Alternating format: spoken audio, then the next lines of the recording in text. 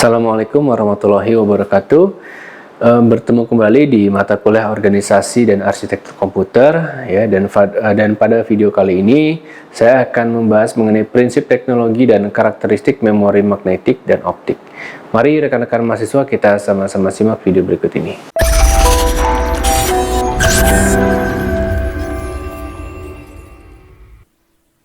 Prinsip teknologi itu dikembangkan adalah untuk membuat alat atau sarana yang dapat membantu dan memberi kemudahan bagi manusia untuk melakukan kegiatannya ya dalam kehidupan, dalam hidup ya. Nah, seiring dengan perkembangan teknologi ya, manusia selalu menginginkan peningkatan kualitas ya dan kepraktisan dari alat-alat tersebut. Nah, penggunaan teknologi oleh manusia diawali dengan pengubahan sumber daya alam menjadi alat-alat sederhana. Nah, penemuan prasejarah tentang kemampuan mengendalikan api telah menaikkan ketersediaan sumber-sumber pangan. Sedangkan, penciptaan roda telah membantu manusia dalam bepergian dan mengendalikan ya lingkungan mereka. Ya, kita sekarang sudah sangat terbantu ya dengan kendaraan ya, dalam kita beraktivitas untuk berpergian mungkin jarak dekat atau jarak jauh ya, sudah sangat terbantu sekali dengan adanya teknologi-teknologi ini. Nah, perkembangan teknologi terbaru termasuk diantaranya mesin cetak ya, telepon dan internet telah memperkecil hambatan fisik terhadap komunikasi dan memungkinkan manusia untuk berinteraksi secara bebas dalam skala global. Ya, artinya kita memang 24 jam ya, non-stop ya, bisa kapan saja melakukan komunikasi, interaksi ya dengan kerabat ya, dengan teman kita yang mungkin jaraknya sangat jauh dengan kita. Bahkan sampai keluar kota ya, luar negara gitu. Nah, luar negeri. Nah, itulah banyak manfaat yang memang bisa dirasakan ya dari perkembangan teknologi. Tetapi tidak semua teknologi digunakan untuk tujuan damai. Nah, pengembangan senjata penghancur yang semakin hebat telah berlangsung sepanjang sejarah dari pentungan sampai senjata nuklir ya. Dari dulu mungkin ya kita zaman masih pakai mungkin bambu runcing ya, sampai sekarang sudah canggih senjatanya tentunya. Teknologi telah mempengaruhi masyarakat dan sekelilingnya dalam banyak cara. Di banyak kelompok masyarakat, teknologi telah membantu memperbaiki ekonomi, termasuk ekonomi global masa kini, dan telah memungkinkan bertambahnya kaum senggang. Banyak proses teknologi menghasilkan produk sampingan yang tidak dikehendaki, ya, yang disebut pencemar, dan menguras sumber daya alam, merugikan, dan merusak bumi dan lingkungan. Nah, berbagai macam penerapan teknologi telah mempengaruhi nilai suatu masyarakat, dan teknologi baru seringkali mencuatkan pertanyaan-pertanyaan etika baru. Sebagai contoh, meluasnya gagasan tentang efisiensi dalam konteks produktivitas manusia, ya, yaitu suatu istilah yang pada awalnya hanya menyangkut permesinan. Contoh lainnya adalah tantangan norma-norma tradisional. Nah, penggunaan istilah teknologi ya atau bahasa Inggrisnya teknologi telah berubah secara signifikan lebih dari 200 tahun terakhir.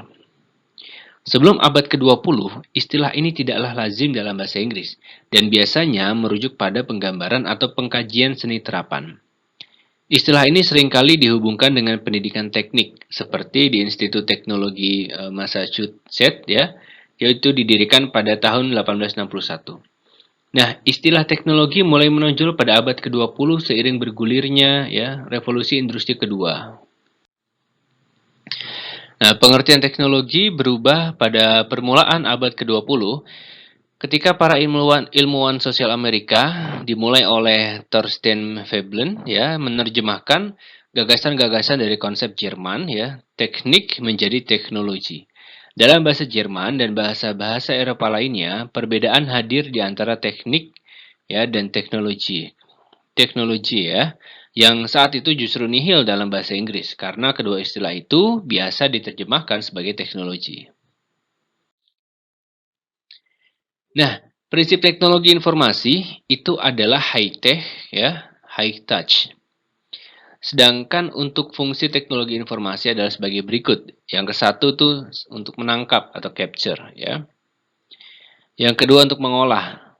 Ya tentu ini tidak bisa terlepas ya fungsi-fungsi ini ketika kita menerapkan suatu teknologi informasi. Yang ketiga menghasilkan atau generate ya generating, yang keempat menyimpan storage ya.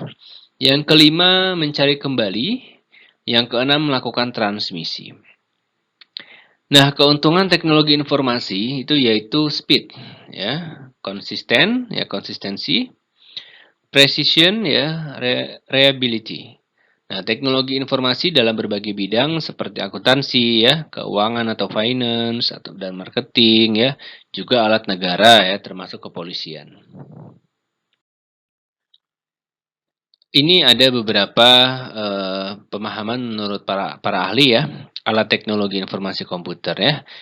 Yang ke satu menurut Sanders ya, Hartanto 2002 mendefinisikan bahwa komputer adalah sistem elektronik untuk memanipulasi data yang cepat dan tepat, serta dirancang dan diorganisasikan supaya tepat secara otomatis menerima dan menyimpan data input. Memprosesnya dan menghasilkan output di bawah pengawasan suatu langkah-langkah instruksi-instruksi program yang tersimpan di memori atau stored program.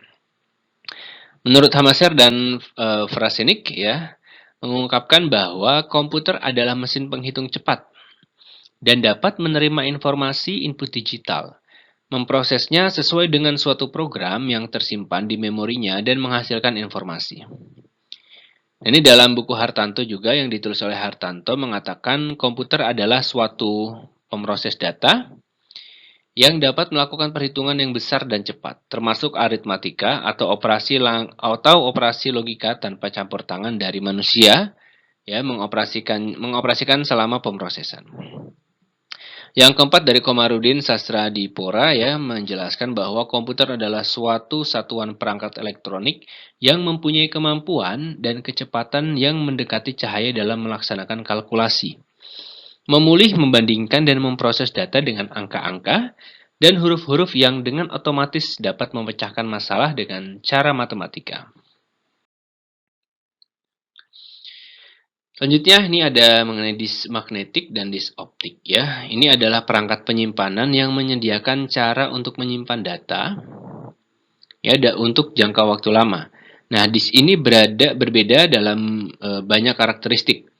Pertama, disk magnetik bekerja dengan menggunakan bahan magnetising pada disk, sedangkan pada disk optik plastik polikarbonat digunakan dalam konstruksi dan laser digunakan untuk menyimpan dan mengambil data. Disk magnetik dan optik berada di bawah kategori perangkat penyimpanan sekunder. Nah, kebutuhan untuk merancang perangkat ini telah muncul karena perangkat penyimpanan semikonduktor sebelumnya memiliki kemampuan yang sangat terbatas. Misalnya, biaya penyimpanan informasi dalam perangkat tersebut sangat tinggi. Ini ada definisi dari disk magnetik ya. Disk magnetik ini terbuat dari satu set piring-piring melingkar ya.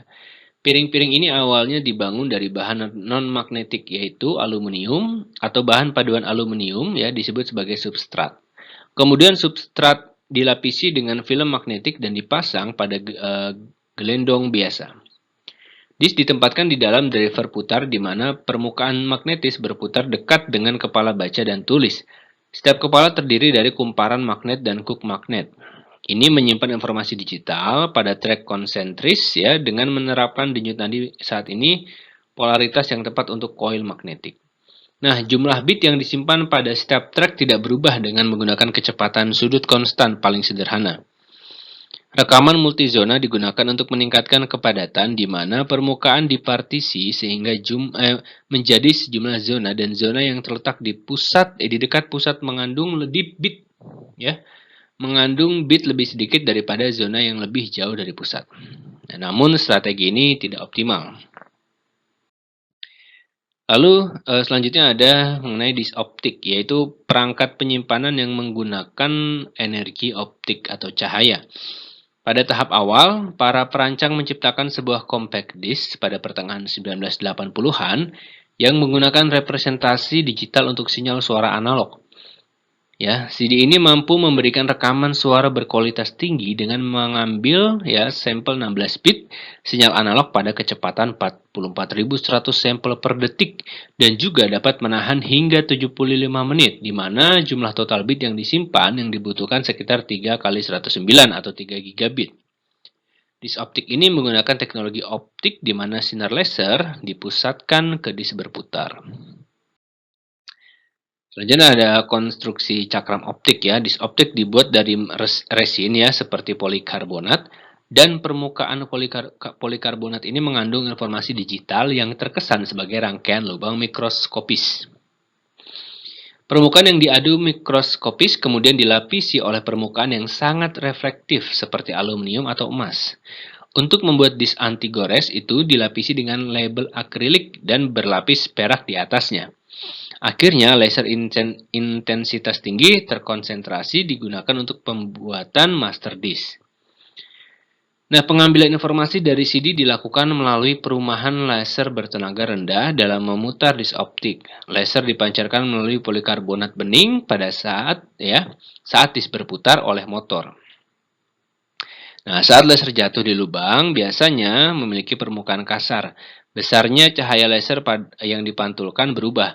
Daerah halus yang kosong di antara lubang-lubang itu dikenal sebagai tanah tempat cahaya memantulkan kembali pada ketinggian yang lebih tinggi. Ini perbedaan utama antara disk magnetik dan disk optik. Yang satu, disk magnetik adalah perangkat penyimpanan tetap, sedangkan disk optik adalah media penyimpanan yang dapat dipindahkan, yang dapat dilepas. Yang kedua, disk optik menghasilkan rasio signal to noise yang lebih baik dibandingkan dengan disk magnetik. Yang ketiga, kecepatan sampel yang digunakan dalam disk magnetik lebih rendah daripada yang digunakan pada disk optik. Yang keempat, dalam disk optik, data diakses secara berurutan. Sebaliknya, data dalam disk magnetik diakses secara acak. 5 track di disk magnetik umumnya melingkar, sedangkan di disk optik track dibuat secara spiral. Yang keenam, disk optik memungkinkan replikasi massal. Sebaliknya, dalam disk magnetik hanya satu disk diakses pada suatu waktu. Yang ketujuh, waktu akses disk magnetik lebih rendah daripada disk optik. Ini ada 8 karakteristik dari memori pada umumnya, yaitu 1. Lokasi memori, 2. Kapasitas memori, 3. Satuan transfer, 4. Metode akses memori, 5. Kinerja memori, 6. Jenis fisik memori, 7. Karakteristik fisik memori, dan 8. Organisasi. Baik, untuk materi kali ini saya cukupkan. Mudah-mudahan dapat bermanfaat dan jangan lupa untuk selalu mencari sumber referensi valid lainnya. Saya akhiri, wassalamualaikum warahmatullahi wabarakatuh.